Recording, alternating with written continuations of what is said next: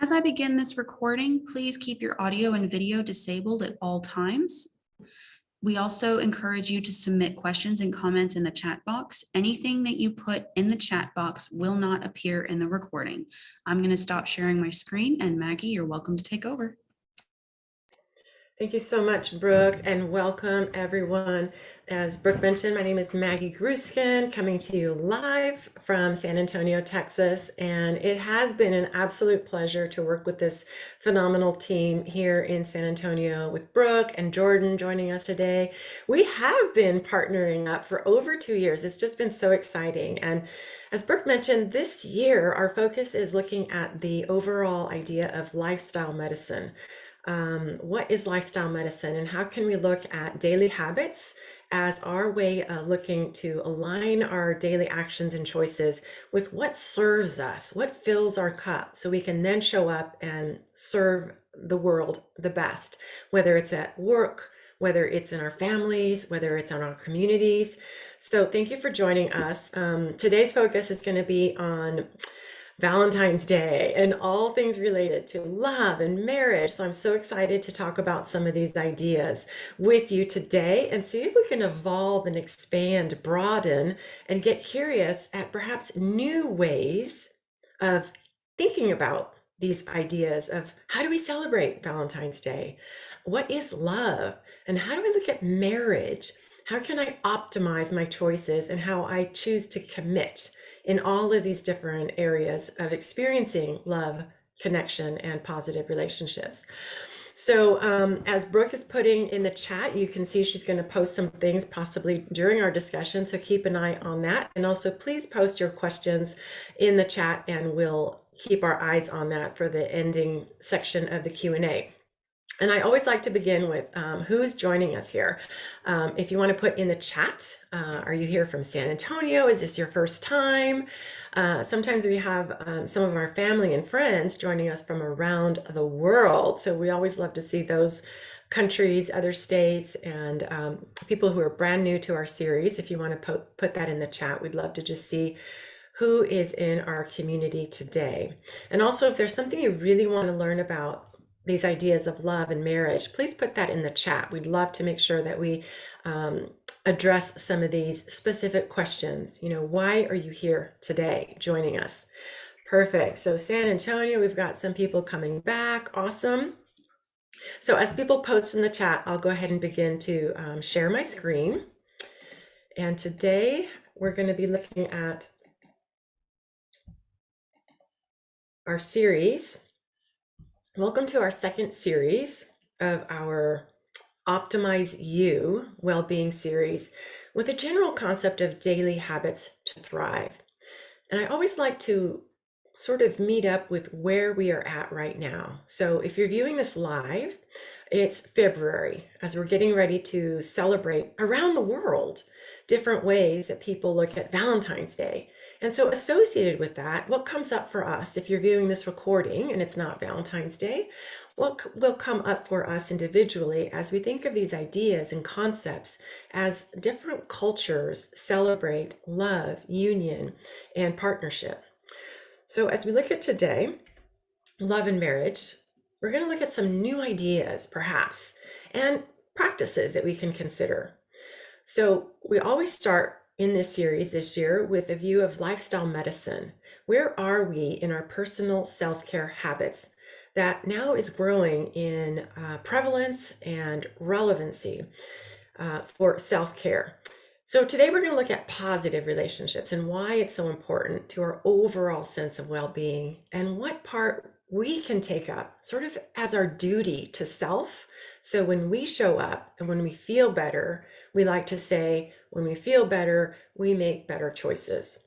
So we're going to look briefly at Valentine's Day and then the idea and concept of marriage. You know, what does that mean to you? What comes up for you? And then this idea of love 2.0 and the concept of married to yourself. So is this brand new to you guys? Has anybody heard of this idea of married to yourself? Or is this, anybody heard of married to yourself? Let's see, let me look right here. Oh, beautiful. Oregon, welcome Oregon. Oregon is in the house. San Antonio, first timers, welcome, welcome. Okay, beautiful. So let's go ahead and continue with our discussion. So last month we set out that this whole year we're going to embark on our own hero's journey. And the idea comes from Joseph Campbell and his amazing idea of we're all here to embark on our own individual journey, where we go into the unknown, where we go into adventures, whether they're positive challenges or negative challenges, however we perceive what life is bringing to us. And in those challenges, we learn some lessons. We scrape our knees, but we get back up and we go through some sort of transformation. We come back and we bring that wisdom. We bring back the boon. What jewels from that experience can we bring back with us as we come back home? Perhaps changed in our perspective, perhaps more aware and broadened and connected to our values and living more in alignment and with greater attunement to our own virtues and highest aspect of self. So envisioning yourself is taking a step in your own hero's journey, and how we're going to look at one facet of the large puzzle of life in all of its different beautiful pieces. So checking in, we like to say, what is your energy level right now? You can even close your eyes if you want. And just take a deep breath and exhale. And just kind of on a scale of 1 to 10, 10 being best, what is your energy level right now? And just jot that down. No judgment, just awareness. And we always like to put this in our wellness journal. So if you have one, we encourage you to grab one and bring it with you for each month as we go through different topics. And if you like to, you can still keep your eyes closed and just begin to ask yourself, what is your vision for love? What is the first thing that comes up? What do I want? And see what comes up for you. What is my vision for love and connection? And if you can, go a little bit deeper now as you inhale and exhale one more time. We can ask, what are you yearning for the most in a positive relationship? What is your soul yearning? That deeper knowing that this is where you want to evolve to as we broaden and expand into our connection with self and others. And again, just writing down what comes up for you. And if you have the PDF, we do have a notebook that you can start developing for yourself. And it's just every month you get a little checklist, and you can email me if you're having problems downloading it. All right. So checking in, we now go into the concept of lifestyle medicine as we began to look at last month. I've been a member of American College of Lifestyle Medicine for about 5 years now, and it is expanding across the world in about 35 different countries as the whole global healthcare system is looking back at the root cause of disease and no longer satisfied to just try and treat or look at the symptoms of disease, because most of our lifestyle-based diseases are chronic diseases. So many of them are now connected to choices we make in everyday life. So lifestyle medicine on the right has all of the 6 pillars. So managing stress and relaxation, sleep, reducing toxins, movement and exercise, as well as healthy eating, and then social connection. So today we have the focus on social connections as a key component in the 6 pillars of lifestyle medicine. So if you pre-registered, you should have gotten this flyer. And if not, again, please touch base with us via email or at the end of the chat, and we'd be happy to get these to you. So lifestyle and social connections. According to research, lifestyle medicine shows that these connections and relationships actually affect our physical, mental, and emotional health. research shows that the single most important predictor of human happiness and a longer lived life is having strong social connections. So there are health related measures like blood pressure and heart rate that can show improvements with even short experiences of social interaction. So how many of those are we sprinkling into our day-to-day, our weekly lifestyle choices? So in this handout, you will get some tips on how to create and keep these positive social relationships building in your life. Okay. And the 6 pillars of health to review are the nutrition, eating predominantly whole plant-based foods, and then movement and exercise, and suggesting not just the 1 hour at the gym or the 30 minutes, but throughout the day, how can we sprinkle in micro moments of movement throughout the day? Maybe keeping some hand weights at the table or some stretch bands, or just doing lunges along the hallway every hour. And sleep, we're going to focus on sleep next month. So please join us in March for the focus on sleep. And then reducing toxic substances, including like tobacco, and minimizing excess alcohol and other risky substances. And then stress management. And so today we're going to look at healthy relationships. So jotting down in your journal, we always self-assess. With respect to healthy, positive relationships, what are your current practices? What is on your to-do list? Every day, every week, perhaps once a month? What are your current self-care practices with establishing and maintaining healthy relationships? And then thinking about, what are my ideal goals with healthy relationships? Knowing that research points how they are impacting not only my physical health, but my mental well-being, and perhaps even my own lifespan. So what's your why, and what are my ideal goals? And writing goals down allows us to have 50 to 60% more likelihood that we'll actually do them, and sharing them with someone. So just texting your goal with one person is going to also add extra strength to see those goals through. So getting clear on how healthy relationships impact our health, where we are at, and again, no judgment, we're just exploring, we're just checking in. And then looking at the star, what is my ideal vision of my most precious, healthy, positive relationships? When we can guide and orient our choices to that distant star, we can then start to navigate and orient to make those choices that are in alignment with that vision. So each month we'll go through these questions on the 6 different pillars of health. And so from there, let's move on to Valentine's Day. Oh my goodness, who's excited? Okay, put in the chat who is excited about Valentine's Day and who just hates it. Yeah, you're either going to love it or you're going to hate it. It's one of those things that most people are not in the middle, or they just, yeah. So it's interesting, people's response to it, and how do you celebrate it? Do you know if Valentine's Day is celebrated here just in America, North America? Well, did you know? And a lot of people are saying, I love it, woohoo, yay. Oh my goodness. And we have Dr. Uzoma joining from Nigeria.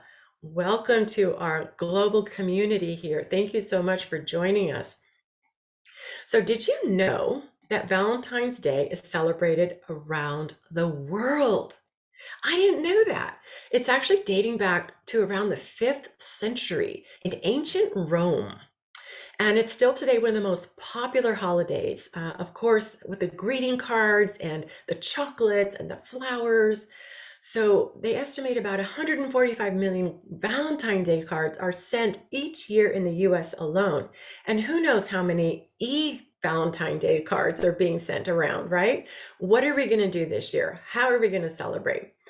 So did you know in Bulgaria, on February 14th, Bulgarians, they celebrate Winemakers Day, where couples celebrate their love for each other using local wine.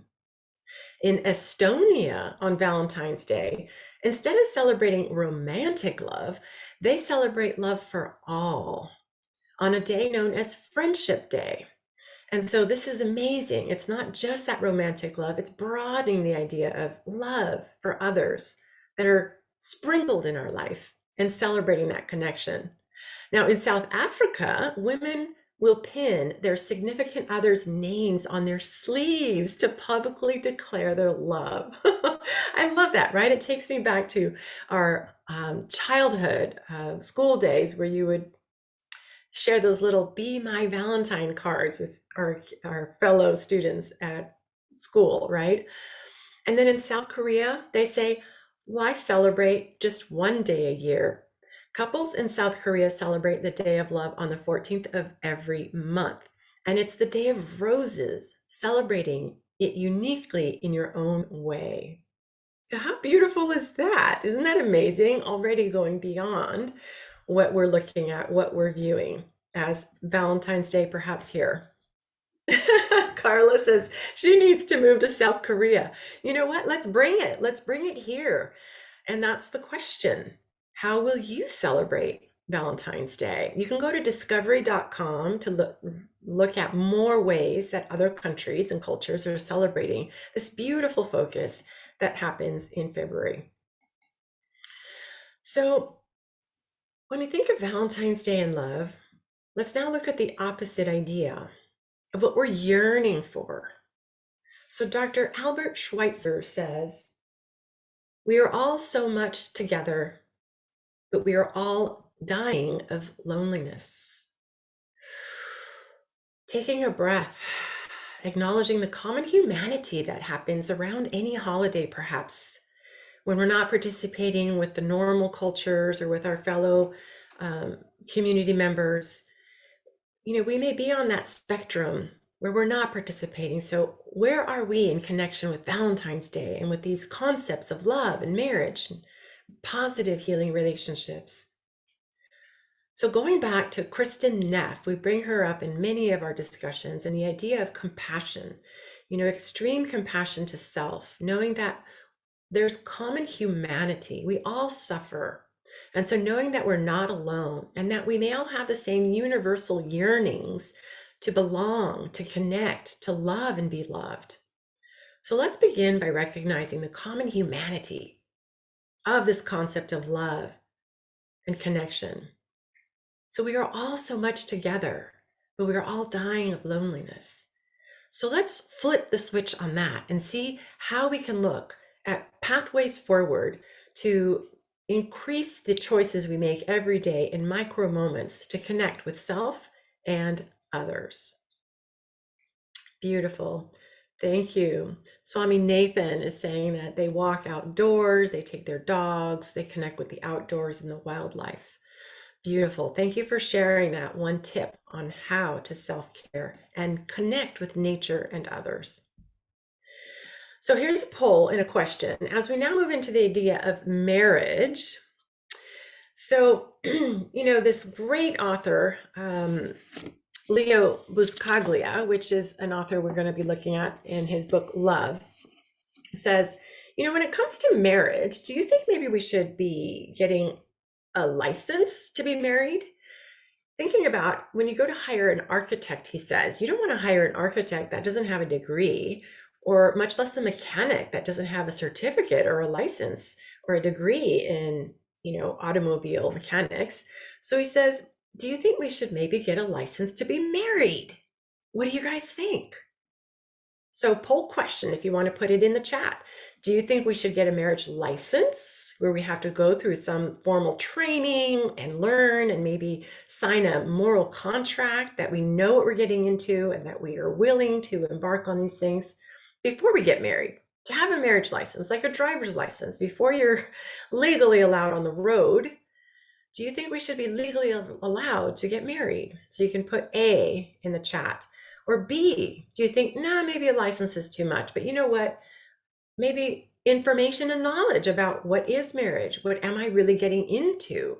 So maybe sort of a marriage certificate, I can at least show my parents or my potential partner that I've done my job. I know what I'm getting into. So I'm stepping into this with some knowledge of this new path that's about to unfold. And one of our visitors here says, let's just elope. It's less expensive and more romantic. I love it. That's option D, right? Or maybe neither. And really, that's where it's at. In most places, there is no requirement. There is no expectation. It's free to just join in however form you like. Someone says, yep, let's do a marriage license. I love that. So we're all over the place. Isn't this amazing that we can just be all over the place with this important choice? Again, lifestyle. What choices are we making? And do we know how it will impact us and those around us in the short term and in the long term? So as we look now at marriage, a brief history. This could be a whole doctoral thesis, right? But if you haven't thought about marriage, like from a concept, it's good to just take a step back and talk about it from, okay, let's reassess. What do I know about marriage? So the definition of marriage, it really varies around the world and between cultures, religions, and also throughout history. So it's evolved and expanded in its definition and constricted. And I think now with a lot of the focus with LGBT and, not really being gender focused. So how has our concept of marriage evolved even now to this day? It's a continual evolution. But for the most part, marriage has been viewed as a contract, sort of like a civil or recognized by a church or a government institution. So the word marriage actually derives from the Middle English marriage, which appears first in about 1250 to 300 of our Common Era. And it's derived from the Latin word matrimonium, which combines the two concepts of mater, or meaning, or mother, if you will, and the suffix of monium, which means sort of action, state, or condition. So did you know that before this time of around 1184, where there was this Council of Verona, before that, there was no specific ritual prescribed for celebrating a marriage. Marriage vows did not have to be exchanged in a church, nor was a priest's presence required. A couple could exchange consent anywhere and any time. Now, this applies to mostly the Western-based cultures. It's very different in the East, and I'd love some comments for those that might be able to shed some light on that here. For the most part, in the ancient world, in ancient Greece, there was no specific civil ceremony required for the creation of a heterosexual marriage, only mutual agreement and the fact that the couple must regard each other as husband and wife accordingly. Now, from the early Christian era, about 30 to 325 CE, marriage was thought of primarily as a private matter. No uniform religious or other ceremony was required. However, there was a bishop, Ignatius of Antioch, around 110 CE. He wrote to the bishop Polycarp of Smyrna, and he says, "It becomes both men and women who marry to form their union with the approval of the bishop, that their marriage may be according to God and not after their own lust." So there we go. There it was declared that for the most part, in this sort of Western approach to marriage, it was declared that marriage must be done by a church according to God and not according to our own lust. So modern reasons to marry, taking a snapshot of where we are now. If you like, what are some reasons that you view that modern societies use for reasons to be married? You can share it in the chat. And yes, marriage is a highly expensive business. I completely agree. Oh my goodness. Yes, there was so much freedom back then. We still have the freedom, right? Oh, yes, financial gains and benefits. Yes, so there is that idea. There's a tax benefit for being married. So we have that carrot pulling us towards marriage if we want that tax benefit. How about friendship and love? Absolutely. We want a committed relationship. We want to establish that understanding and this adventure we're going to be sharing together, right? Modern reasons, they can vary and obtain financial stability. Absolutely. So some of the other reasons can be like legal. We need them to be married in certain countries. Of course, social and emotional, and perhaps spiritual, according to our spiritual traditions and beliefs. Perfect. And someone shared respect is more important to me than love in a relationship. So already we're starting to see these different perspectives, right? So there's the idea and concept of truth.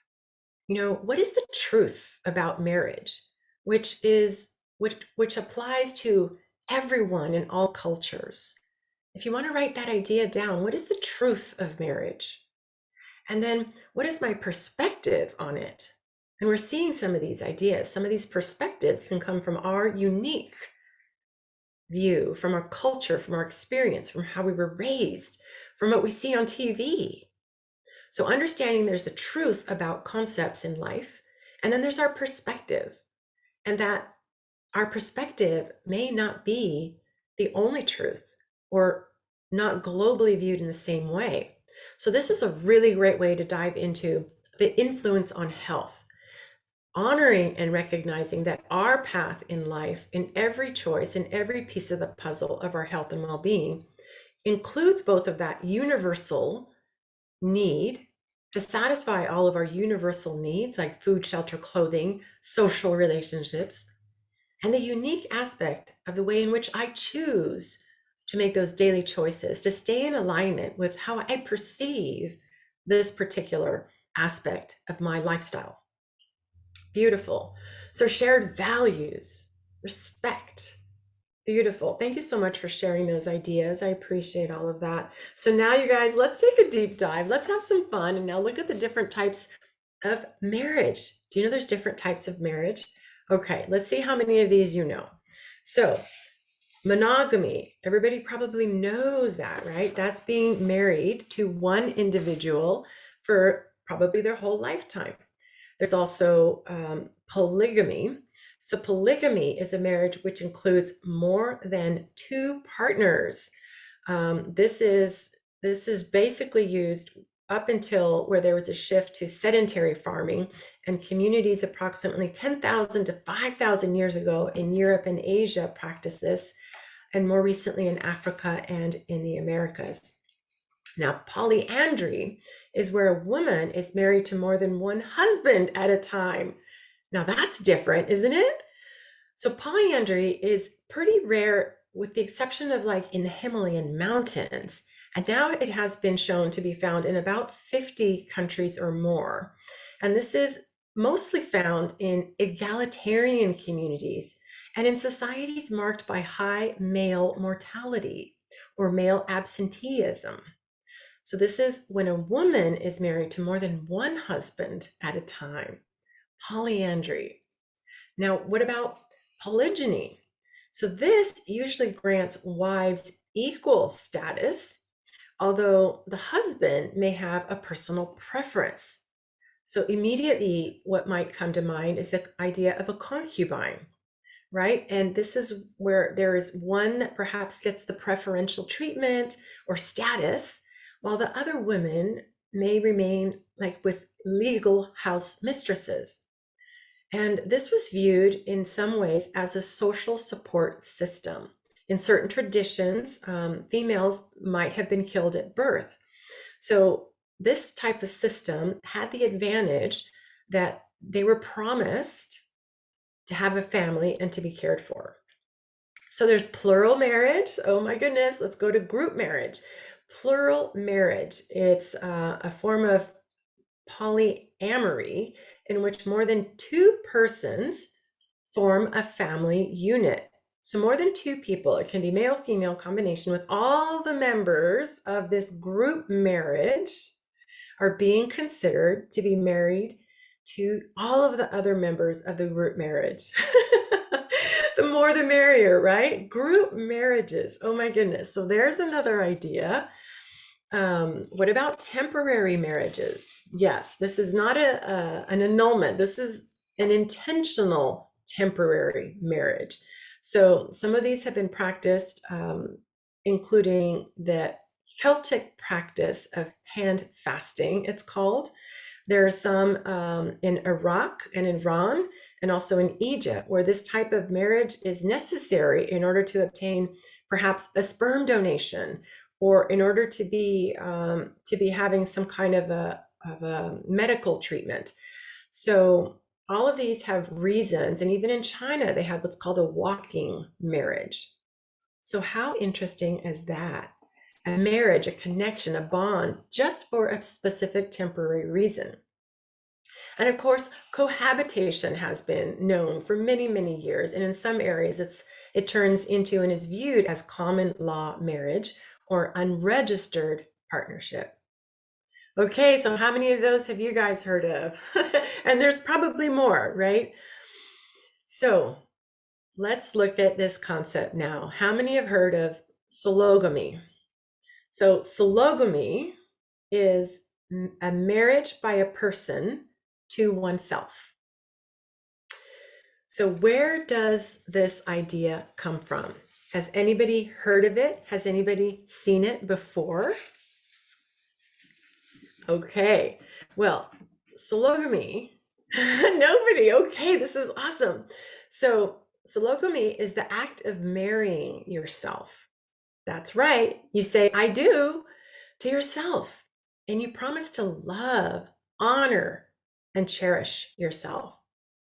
Now, there's criticisms that say it's all about narcissism, but the idea and concept goes beyond this view, and it's really a way to give yourself a commitment that values self-love and self-compassion, and it supports the practices that claim to lead to this higher experience of health and happiness, to show up as our best self by first being committed to my health and well-being.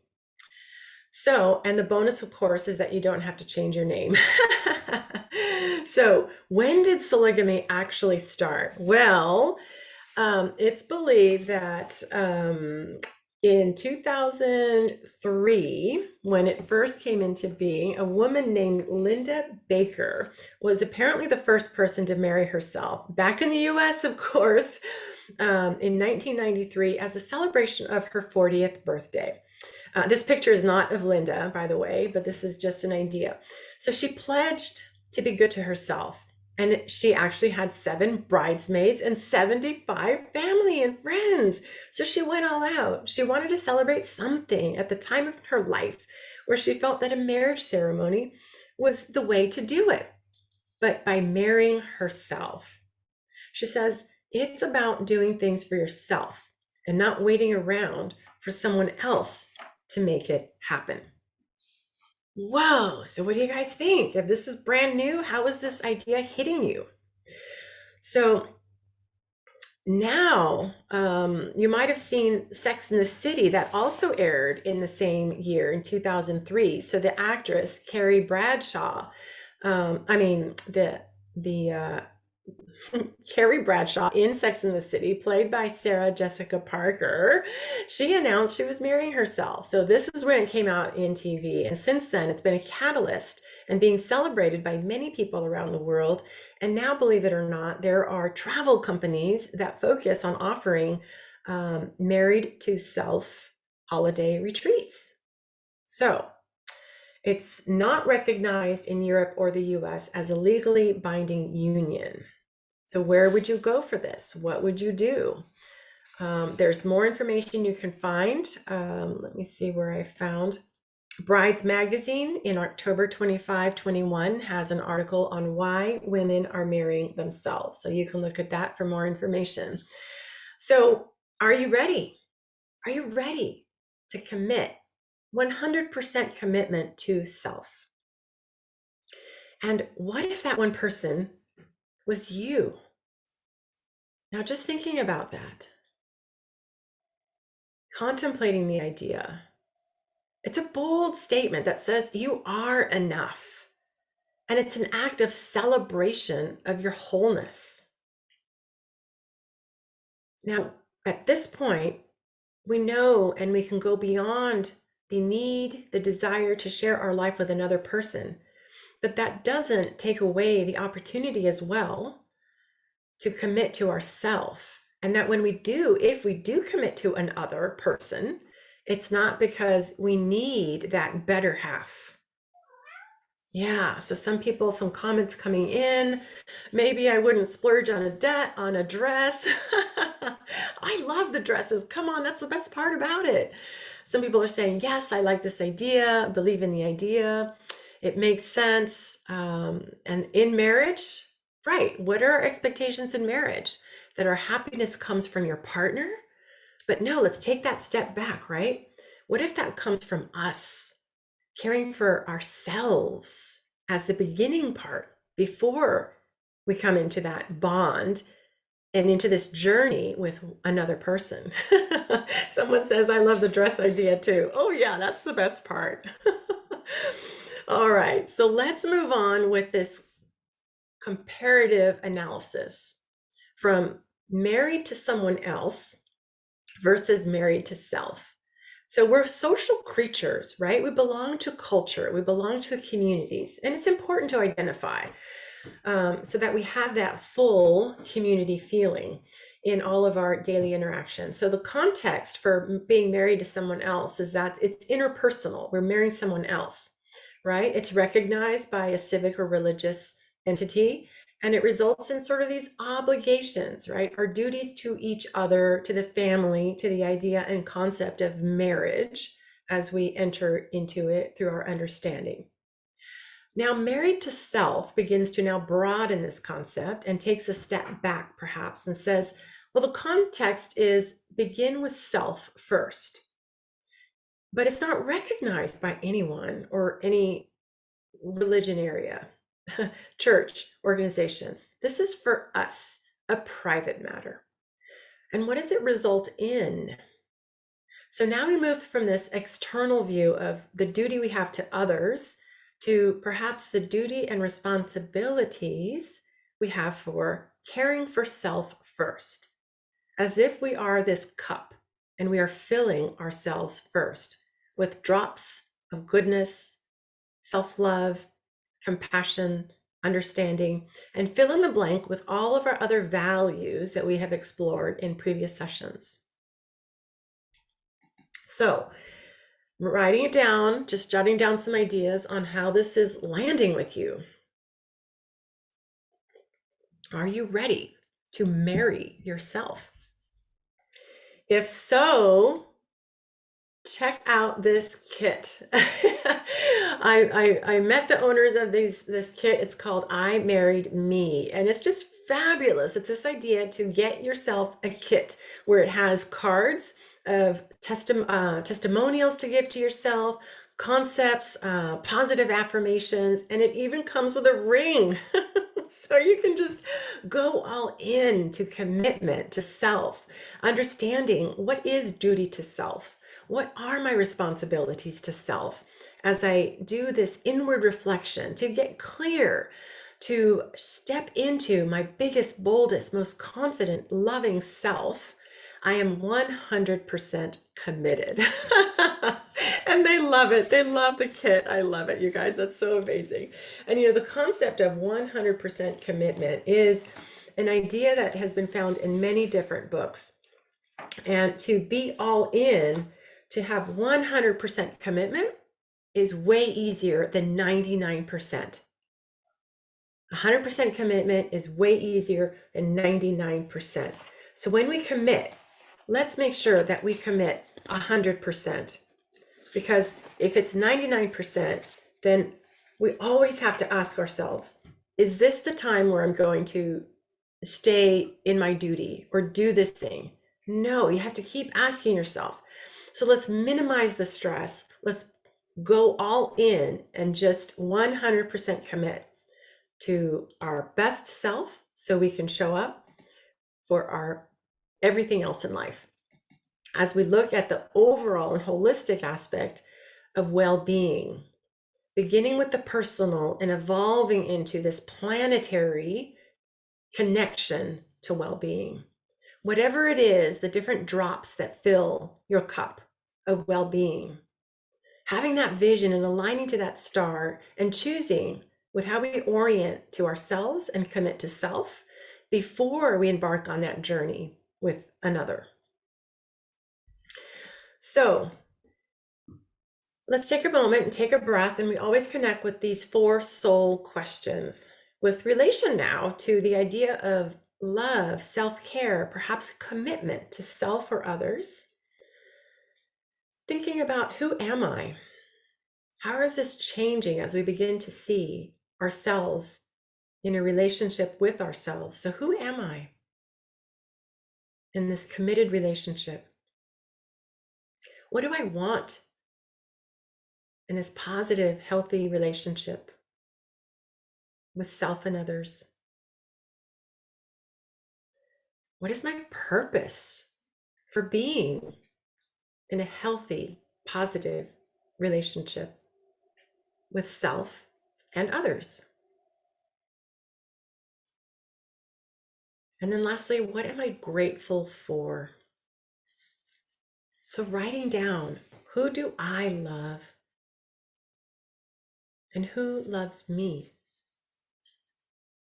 What am I grateful for in these relationships?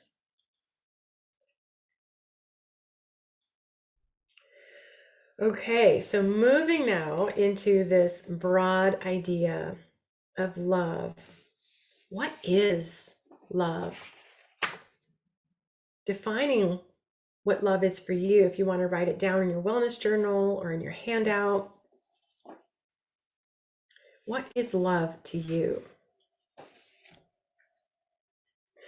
Well, reflecting on that for a moment, we'll dive back into the book by Leo Buscaglia, and it's just entitled Love.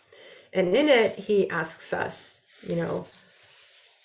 how much time do we spend on this idea of love in our entire life? And should we not first begin to study and learn it? As we learn the ABCs and our career and every aspect of our life, should love then not be the principal part of learning about it and studying about it? So how can we dive into that? And he recommends the book Conscious Living by Gay Hendricks, where they're talking about being one-celled organisms. Gay Hendricks says, we are designed to be one-celled organisms when all of the multitudes we contain within us are embraced in the fullness and oneness of our core selves. We are happy. We can work, we can love, we can invent, we can celebrate, all in the large and loving unit of our core selves. When we're operating as one-celled organisms, we can connect with the one self of our friends and family. So there's so much goodness here in these books. So what is love? How can we relate our self connection to others and the broader idea of the highest aspect of self? One-celled organisms as self, including all others. So love yourself. How many times do we hear that? In how many different ways are we encouraged to do that, to choose that as a daily choice, as a daily orientation? Leo says, to love others, you must love yourself. You can only give to others what you have yourself. Thinking about that cup, if it's not in there, how can you share it? To the extent to which you know yourself, and we are all more alike than different, you can know others. So as we know ourselves, we know all of life. When you love yourself, you will love others. And to the depth and extent to which you can love yourself, Only to that depth and extent will you be able to love others. So jotting down, how much love do I feel and how much love am I giving? It's the ebb and flow of love, and just noting, how are we oriented? Can we love self first and let that ocean of compassion and love be shared with others as effortlessly as the tides come and go in the ocean?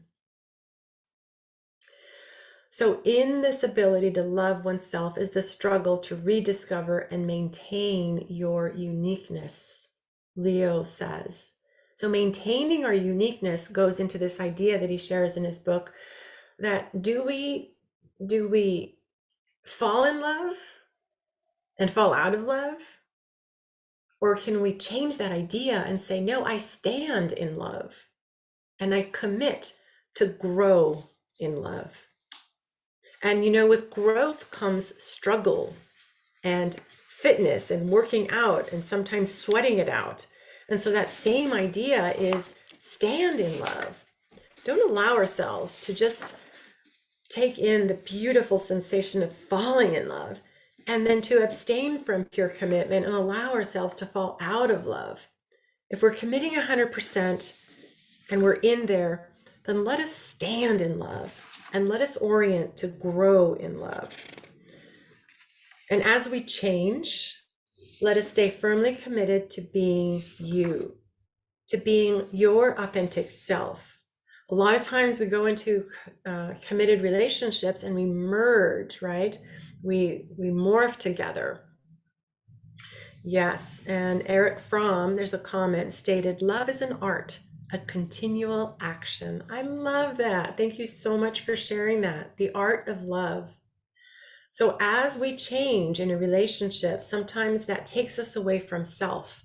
But again, the flow, the ebb and flow of how we connect with others and come back to self, knowing and choosing that which nurtures and supports our unique aspect of self. And Leo says, we need not to be afraid to touch, to feel, to show emotions. The easiest thing in the world is to be what you are, to be what you are feeling. The hardest thing is to be what other people want you to be. So he says, you can only be the real you on your path. The hardest thing in the world is to be something you're not. So be you, he says, and focus on real love. So he says, as soon as the love relationship does not lead me to me, as soon as I'm in a love relationship that do not lead another person to himself, then this love, even if it seems to be the most secure and ecstatic attachment, he says, is not true love. For real love is dedicated to continual becoming. True love, for true love, we need to maintain our commitment to continual becoming, the becoming of you, your unique expression of the fullest aspect of self, not the attachment we may feel to another. Ooh la la, you guys. Beautiful stuff in his book, Leo Buscaglia. You should have gotten the 6-page summary of his book. And if not, you can check out the book in the library or order it from your local library if you would like a copy of it. Yeah, beautiful. All right, so let's move into this idea now as we're continuing to expand and broaden our idea of love. Barbara Fredrickson, one of the most precious research scientists of our modern era for positive psychology. She is a social psychologist who conducts research in emotions and positive psychology. And she says that love is our supreme emotion. She says to absorb what the new science of love has to offer, you'll need to step back from love as you know it. Forget about the love you typically hear on the radio, the one that's centered on the desire and yearning and being together with your main squeeze. She says, set aside the take on love of loving your family and what that might have offered you. And that required you to also love back, regardless of whether their actions disturbed you or their aloofness left you cold. She says, I'm even asking you to look at marriage and take an about face. And if you come to view love as a commitment, promise, or pledge through marriage or any other commitments, let's look at this through a whole new way. I need you to step back from all of your preconceptions and consider an upgrade. And so she calls this Love 2.0 in her book with the same title, Love 2.0. So it's a new perspective of love from the body's perspective, not from this concept of love or the fleeting sensation of infatuation. She says love is our supreme emotion. Its presence or absence in our lives influences everything we feel, think, do, and become. It's that recurrent state that ties you in your body and your brain alike to the social fabric. So when you experience love, true heart, mind, soul expanding love, you not only become better yourself, but everything in your life is able to expand and broaden. You're better able to breathe life into the connections that matter. And you also set yourself up for more health, happiness, and wisdom. So what do you guys think? Who wants to learn about Love 2.0? Oh yeah, let's dive in. So let's begin with Love 1.0, the emotion you feel for your soulmate or kids or family. This is typically what we hear about in love, right? Then Love 2.0 is that ability to connect in micro moments of warmth and connection that we feel, that we share with another entity.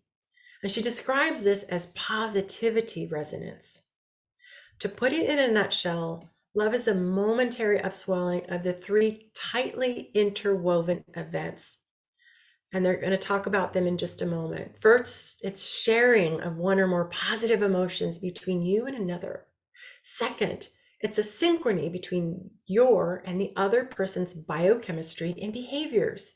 And third, a reflected motive to invest in each other's well-being that brings mutual care. So it's positivity resonance. Okay, it's 5 more minutes, Brooke is telling me. Oh my goodness, I get so carried away with these things, you guys. Well, let's go into Love 2.0. And the 3 main things that are involved is tapping into our loving potential, including the 3 aspects that connect and enforce and support the heart-brain connection, including the use of the brain and our focus and our choices, and the release of oxytocin, known as the love hormone. And this connects us with the vagus nerve. So the vagus nerve is what allows us to increase our ability to experience more positive benefits in relationships. So people that have a lot more of this vagal tone have more of what's known as high loving potential. So vagal tone, read about it, research it, do yoga. There's so many amazing ways to strengthen this heart-brain connection. So we're taking it into the body to experience and support our new connections in micro moments of positivity resonance. So what is your prevailing desire? We can be happy for a second, but if we attune to the star of our happiness, what is our prevailing desire that we keep coming back to, that we keep reorienting to? So creating the intention to seek out and create more micro moments of positivity and loving connection can be such a powerful self-care tool to keep us on the path of health and well-being. So checking in, what is your energy level now? Your new ideas for vision for love. And what are you yearning for now, as we've expressed a few more different ideas? And now the concept expanding beyond marriage to self, now married to life, committing to life for ourselves. So my friends, this evolves into a paradigm shift from constricted to an expansive state. And in summary, checking in, what are your biggest takeaways? Writing down your notes, taking in what inspired you the most, and what is perhaps one small action you can take today, a micro moment of positivity resonance that can align you and move you forward in the direction of your vision for self-love and sharing love and commitment with others. So some of the references we talked about today are written here in the books shared. And I want to thank you all for joining in for another fun. I hope you had fun learning some new ideas. I hope you'll share some of the ideas with others. And thank you. If you wish to connect with me, you can find me on LinkedIn, also Instagram, and you can email me. I have so many different emails, right? And Grueskin@wellcoach.com is my newest one. And thank you so much for joining in. And join us again next month. We meet on the second Wednesday, so March 9th, 2022 at 11 a.m. Central Standard Time.